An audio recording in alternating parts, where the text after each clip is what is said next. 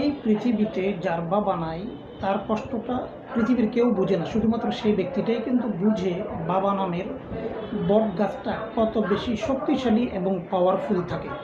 কিন্তু যখন বাবা থাকে তখন কিন্তু সন্তান যারা তারা অনেকাংশেই কিন্তু বিষয়টা বুঝতে পারে না বা ওইভাবে করে বাবাকে মূল্যায়ন করে না অনেকেই। আবার অনেকেই যথেষ্ট পরিমাণ বাবা ভক্ত, বাবার প্রতি সম্মান মর্যাদা অধিকার সকল কিছুই কিন্তু দেয়। কিন্তু বাবা যখন পৃথিবী থেকে চলে যায় তখন তো কষ্ট লাগবে, বেদনা লাগবে, দুঃখ লাগবে, হতাশা লাগবে, একটু যন্ত্রণা প্রতিনিয়ত লাগবে, এটা কিন্তু বাস্তব। তখন দোয়া করা ছাড়া আর কিছু থাকে না। দোয়া করতে হবে প্রচুর পরিমাণে এবং ভালো কাজ করতে হবে বাবার উদ্দেশ্যে।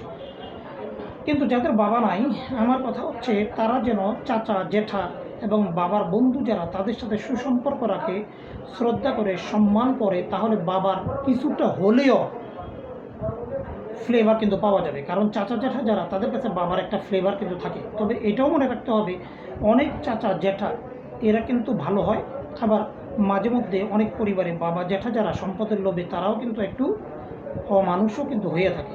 দিন শেষে তারপরেও বাবার বন্ধু চাচা জ্যাঠা এদেরকে মূল্যায়ন করুন, দেখবেন মানসিক শান্তি পাবেন।